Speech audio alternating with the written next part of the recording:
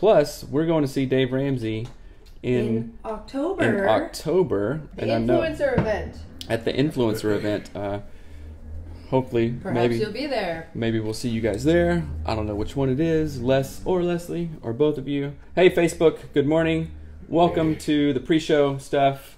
Before we talk about the real stuff. Stuff before the stuff. Yeah. Let's hurry up and get into it. Okay, check. I think we're good. Wait, check your level one more time. Hello. Yeah, it's all right. Okay, ready? Test, good morning. Okay. I'm ready to go. What are you doing? Okay. Hello. All right. Hello and welcome to the Anatomy of Marriage podcast. I'm your host, Melanie Studley. Good morning. My name is Seth Studley. I'm a licensed marriage and family therapist, and today is day 18 of the 100 days of AOM Q&A. If you're new here, welcome. We have over 200 shows covering all sorts of marriage and relationship issues and topics. Please go back and listen to season 1. It has an entire free workbook with it, and it's radical. That's right. And each day, well, first of all, our show is brought to you by audibletrial.com/anatomy of marriage. We live on audiobooks, literally. If we're driving, if we're working out, if we're riding a bike, you can too, and you can get a free audiobook, audibletrial.com/anatomy of marriage. Go do it. It's amazing. Go do it. It's good for your marriage and your spouse. Well, thank you. We do 4 things every day on our 100 days of Q's and A's, and that is we read a review of the day, we pray together, we share past gratitude, and then we answer your questions. That's do you right. want to pray? Sure. All right. Thank you, Creator God, for your blessings. Thank you for this day. Thank you for this son. Thank you for this opportunity to grow in our own relationship by sharing with others, by being vulnerable. And I pray that it helps other people. Thank you for this blessing that we get to do this. Amen. Amen. All right. What are you thankful for that I did? I'm thankful that you took us out to dinner last night, and that I'm thankful that when you saw my friend Nicole, you immediately pulled over. There was you didn't ask, and you immediately just went. Yeah. We were walking in Issaquah. We went to amazing Indian food. We saw my friend Nicole from season 1. She was walking down the street with her husband Charlie, and they were in season 1. Charlie and Nicole. And it was so fun. So thank you for just immediately knowing that I was going to jump out of my van and talk to her. Well, thanks for being flexible. I bought a new mountain bike yesterday, and we went and picked it up in Issaquah, and you said, well, we could go get dinner and stuff, and it just worked out. So thank you for being flexible. Thank you for being cool in that way. Okay. You too. Review of the day. Do we have one pulled up here?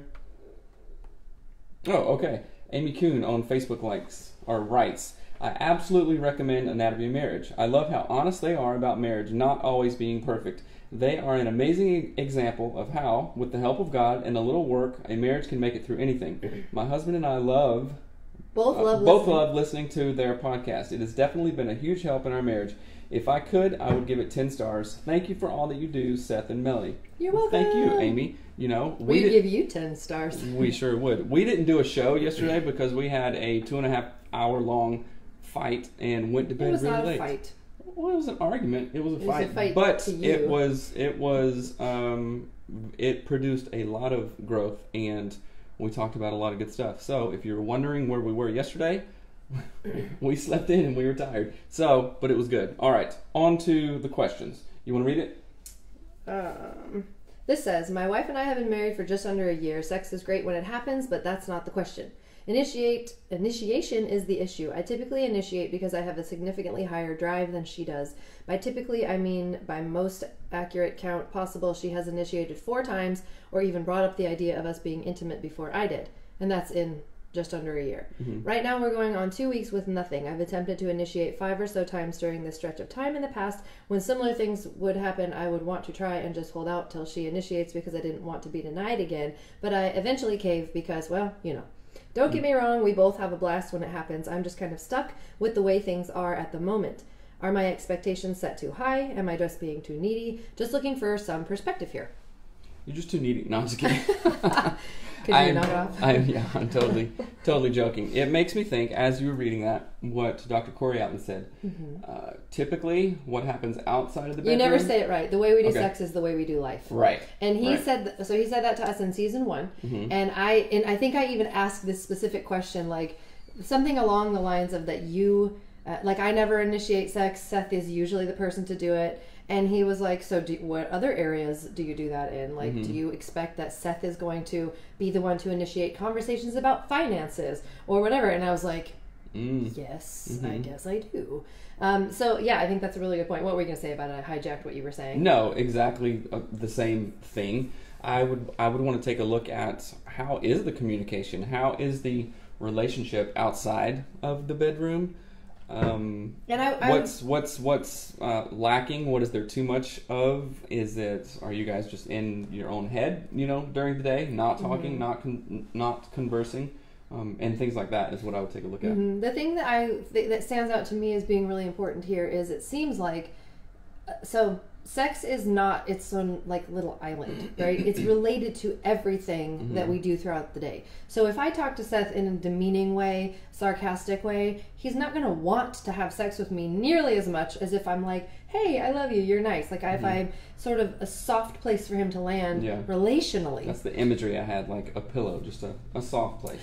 A feather pillow. So the thing that I think might be going on is that I don't know how to word what I'm trying to say. Let me gather my thoughts. Are you inviting during the day? Are you a soft place to land for your wife during the day? And it's a mutual invitation. It's a mutual soft place. So that means your wife needs to think about also what she's doing. Because and I'm not saying your wife is bad or whatever, this is what I was doing. I thought that sex was totally a different thing in our relationship. I did not realize how I spoke to Seth mattered or how he spoke to me mattered. I just thought, oh, well, you do life over here, and then sex is a thing that just happens a different time, not related. Yeah, I just had I think that you thought about sex, and maybe this is the same thing going on with this couple, as sometimes as a guy, sometimes it's like we think about sex all the time. Right? Not like just like, like a sex addict or anything like that. But we think of the possibility of it happening every day. and that's not a joke. It's like, oh, maybe it could happen today. And I think maybe you weren't. So I'm like always kind of like primed and ready to go. And of course there's different biological aspects of men and women, but for guys, not all guys, the majority of the guys, we think, oh, maybe it could happen today, anytime. And for women, so we're always thinking about it, so we're just like primed and ready to go, right? But if it doesn't, it's whatever. But maybe for you, especially early on, you're like, I am not thinking about sex whatsoever. Oh, for sure. And then at night, you were like, oh, well, okay, maybe. So you weren't, men are microwaves, women are crockpots. Actually, this question is really kind of helping me to see something like, how are you thinking about sex during the day? Is it 0? Is it like, 9 p.m. you start thinking about it? Let me use your arm to show this example. Okay, you're going to hold up your arm this way. Okay. So this is holding it flat, he's holding right? his arm flat. He has a watch on on his wrist, and his forearm represents one thing, and his hand represents another. So this is what I'm imagining. Okay. This part that's your hand, which is smaller than your forearm. This to me is intercourse sex right here. This is the end of the scale. And in your forearm represents what I'm actually after. Like the foreplay connection. I want you to say you love me. I want you to be sweet to me, to think about me, to like be sort of teasing and fun. And that's, to me, if you do this stuff, the sex part will follow. Right. But because the way you are wired, or I think probably just the difference between men and women. Hold your arm back up. So you are primarily only thinking of this stuff. Right. And so when you try to skip all of this stuff, and I'm not blaming you, definitely not blaming you. Right. When you skip this stuff, or I don't make this a priority even, then you jump from your elbow to here and you've missed all of this stuff, then I don't want this. Like I mean? It's maybe like taking a vacation. Okay? Don't make another analogy. Why not? Just because I want to stick to one. But this is a really good analogy. No, it's not. But I think that it is important to foster the portion of what the bigger picture of sex and intimacy in your particular marriage and relationship is. And don't worry, did she initiate or not? Right. Cultivate this. It's like asking the seeds in the garden, did you sprout or not? Right. Like, don't worry about that. Worry about cultivating them. Worry about, am I watering it? Is the seed it's like space to grow. And I'm not saying it's your responsibility to do all that. Make it this is going to sound weird, but make it a sex culture or a connection and pleasure culture. How about that? So, and what I'm saying is, like, my analogy is, okay, would you rather me say, walk in one day and say, guess what? Just bought tickets to Mexico. And then 2 weeks later, hey, I found this super cool deal on Canada. We're going to Canada, you know? Or plan vacations You that don't way. do that now? Well, I should. I would love it. Or is it like, okay, in 6 months, we're going to plan this. We're going to look at Pinterest and find out the restaurants, find out the sites and all this stuff. So you're creating the culture, right? So how can you, I am speaking to myself. Yeah, I like that a lot. How can you create that culture of connection and pleasure, not just like, I initiate, hey, let's go. You know, it's like, hey, I bought tickets to Tokyo. We're leaving tonight, which would be awesome. And I would be down. Yeah. What? So Ben wrote, I think the definition of initiation matters. Our perceptions often fail us. One person may think they initiated, but the other person has no clue. Yes, that's hugely important. And I think back to the arm example, that I think of the forearm stuff as initiation. Seth doesn't give a crap about it. And I don't mean that in a negative way. You just don't care about this stuff. You care about, I'm thinking about it all day anyway. No, you're not thinking about this stuff. You're thinking about the sex part. Yeah. I'm thinking about, how are we going to connect? How is he going to rub my shoulders? Is he going to rub my feet? It's all about me anyway. I mean, am I going to maybe touch him? Just kidding. But so yes, I agree. Like what I think of as initiation falls in the section of the forearm space in that model. But Seth thinks of initiation as like, it's got to look like sex, right? But I'm like, that's not. I wouldn't do that. So yeah, I love that point. Yeah, thanks for the combo. Yeah. Okay, let's see. You want to read the other ones, or you want to read some comments here? I was reading a comment. Let's see. Oh, I got a bunch of comments. What a great influencer. So thank you for all you do. You're welcome. Kidding, you are always bringing comedy. I wonder too, in the first year of marriage, you kind of have to feel out what you want in your marriage to be, and at least the first year of marriage was definitely a trial and error period. Oh gosh, and I would say too, like expectations. Think about that, and this is actually a really great conversation starter. Going back to the other question, what does initiation look like for you and your partner? What would actually be so? We've never even had this conversation. So what would it look like? Sometimes, but not. Yeah. What to you would look like me initiating sex? What would I do? The easiest thing in the world. Just turn over to like me and say, "Hey." That sounds like great. That just sounds great. No, connecting. But that just really turn over. God, you don't have very high expectations. No, that is the very lowest thing. That's being like, okay, I'm fine with that. Right? Just turn toward you. Yeah, that's all. That is literally all. Oh man, is that surprising to you? It's sad because to me it's like, oh, initiate sex, that means you like talk to me and hold my hands and look at my eyes and like have a relationship. But you're just saying, show me you're alive. Well, maybe others can relate. I don't know. That was I'm funny. Not embarrassed to say that, but yeah, no, it's funny. Mean, of course, there's different levels of it. It's like different levels of rolling over. No. Okay, I think I know what it would look like for you. It's a lot of like crock-potty stuff, like connecting, starting in the morning, going all the way. Yeah, it's the things that you don't connect doing the dishes to sex. You don't connect like putting the kids to bed early to sex in the way that I do, because those are the things that I need to. If I am doing that stuff, you know what I'm saying? No, and I don't agree. Okay. But I love you for thinking that. I think that if you like. I don't know. For me, what you initiating sex to me would look like is you say, I know you have a lot on your mind, Melanie.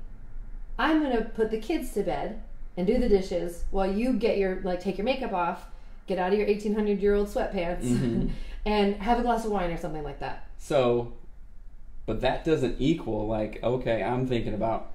You just assume that I'm thinking like, oh yeah, we can, be together tonight, right? Because that's always what I'm thinking, right? So, but if I say those things, I can't assume that you're thinking the same thing, right? If you say what things? If I say, hey, I know you're tired, let me get you a glass of wine, put the kids to bed and do all that stuff. Do you hold on, do you know, like, Okay, yeah, that'd be great if Seth does all that. And now I'm definitely thinking about sex. Do you think that? Or do you think, oh, a glass of wine and I can go to sleep? Awesome. No. What do you think? Well, if you're sort of feeding the forearm part of like this big chunk of the stuff that has nothing to do with actual intercourse, if you're feeding my inclination is to get to here. Yes. Your inclination. So yes. I'm not thinking about it though. It's not about thinking for I mean, I'm just going to speak for myself. For women, for me, I don't think about sex all day long. Right. But if you connect with me, I will get there. But it's through all of this pre-connection stuff. And someone wrote on here that that's where pornography gets it wrong, and I totally agree. Like, this is not sexual stuff at all. What are you looking at? Dilf it up? What does that mean? I don't even know. Dilf? Don't even read it up? Chore play? Oh my gosh, Kenan, did you just make that up? Because that is hilarious. Nothing better than a dilf. Don't keep saying that. It's Mama in the Wild. So I don't know what it means. It's inappropriate or whatever. It could be. Okay, let's see. Anyway, so yes, I think that there's something to be... Give us a translation. There's something to be said about that... Chore play. That's really good. Yeah, it is. But I think in this portion, if you were feeding this portion of our relationship intentionally, it would help me. I'm not saying you are responsible for me to do this, but it would be helpful. Right. So I just wanted to say that. Okay. Anyway, let's go on to the next question. Next question. Thanks, guys. That was... There's a lot of conversations to be had around, like, what initiation looks like. How could we... Oh, another thing, too, you can schedule sex. Okay, now I get it.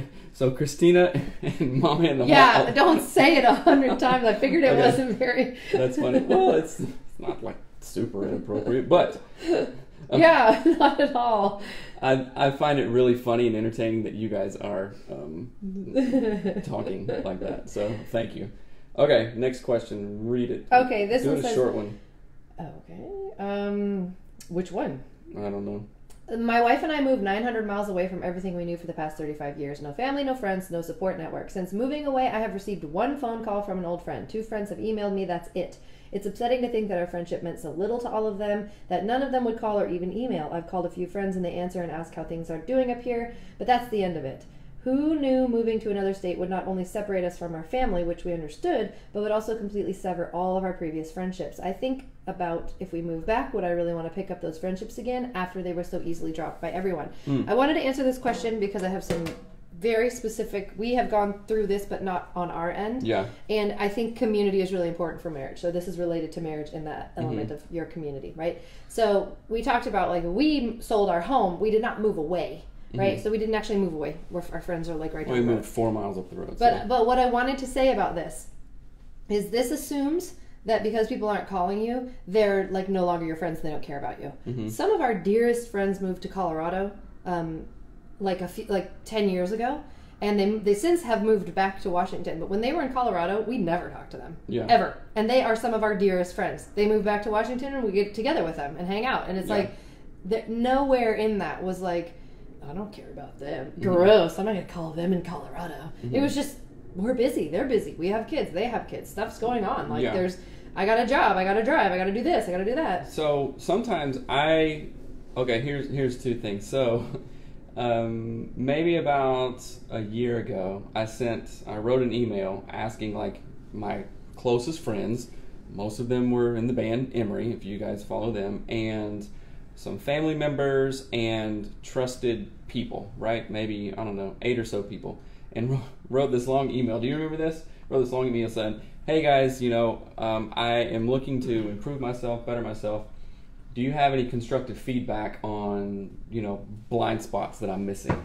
Do you know who wrote me back? One person. And that was Dr. Tina. Tina Shermer Sellers. I forgot about that. I love you, Tina. Thank you for doing that. You had great advice. But I was like his best friends, like his people he moved across the country with. Since I've known them since I was 4, right? They all read his email and went... are bums and did nothing, right? So I was like, what the F? Why?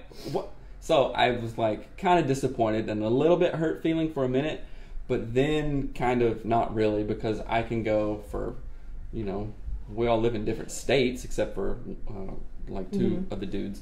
And we can go for years without talking to people. And we see each other. And then when we see them, it's like, show or something, oh, it's awesome. And we just like, boom, back into like when we were hanging out in high school. So there's a part of that, but I understand like the hurt feelings because there was a minute like I did kind of get my feelings hurt. Like, well, was I wrong to reach out in this way because I was like being vulnerable? But then I just had to reframe that and go like, well, okay, they're just goobers anyway, so who cares? Well, and the thing that I want to say too is that something that we're learning and sort of on accident learning is that so your life isn't all just in one place. You can make new friends in the new city that you live in. They're not going to replace the old people you knew in the other city you lived in. That's not how it works. You're just expanding your network of friends. You're expanding the places you've gone and how these people impact. Like, we have friends that live in Germany. We don't ever talk to, but they're amazing. Agnes. Oh, right. And so it's like, they're awesome. When we see them, when we email them once every 3 years, it's the greatest. And there's no negative side to that. And so it's almost about like how you are perceiving what friendship means more so than, well, they're not supporting me. They don't care about me. They only emailed me once. Well, they're just busy with their own life. Hey, Hi. Good morning, sweetheart. Hey, Pickle. Oh, okay, sorry. All right. 7-year-old came in. Showed me a book. Are you reading something? And so I just think it's really important to maybe look more kind of globally about this. Like, moving away and having friends not call you is not a sign that you have bad friends. It's that your friends have their own lives and you have your own life. And if you want to maintain those friendships, that's fine. You can say, hey, what if we called once a week? Like, you can initiate these things in a positive way. But I do think having a solid friendship base, I don't mean like a million friends, but it's very helpful for your marriage. You could look for friends in a church, like a married group or something that kind of aligns with what you and your wife are about. Or how about this? I heard this thing yesterday on a podcast, and they were asking the question, okay, who is your most recent friend, kind of thing. And I was like, oh, that's a really good question, because as you get older, you don't tend to make really new friends. But I found that I've made a lot of friends, Paul, Kenan, other their wives, a lot of friends in this group specifically, because it's like, oh, we feel like we know each other because we talk every day on Instagram or Facebook or whatever. You guys know us because we share a lot of stuff on the show. And then when we meet each other in person, it's just like, yo, what's up? And then that connection. So it's really cool. So you can, make friends in this group. Reach out to other folks in the group. We're kind of in a culture now where friendships don't need to be like someone from the town I live in. So it can be a community online where you actually become friends, and that's really valuable in all of these different ways. So yes. So Lily wrote, I'd love to meet and hang out with you guys one day. Y'all are amazing. That reminded me, thank you, Lily, for saying that. We'll hang out with you too, and you're amazing too. That reminded me that we are going to be filming for the app that we're making in Seattle over the next 2 or 3 weeks. We're going to try to that soon? Yes, it's got to be really soon. I didn't know it was that so soon. we got to figure it out. So if you're in the Seattle area or can come up here quickly or relatively easily, we want to film a roundtable discussion about what did I say it was about? Communication. Sorry, I was saying the word community. Communication in relationships. Yes, and so we want it to be like roundtable style, sort of just couples and us talking and whatever. So let us know if you're interested in doing that. We'll give you more details like dates and times and all that stuff. Unfortunately, we don't know them yet, so we've got to figure out how to secure recording equipment. So we should double this. Okay. And it can be an AOM hangout. It'll be okay, perfect thing.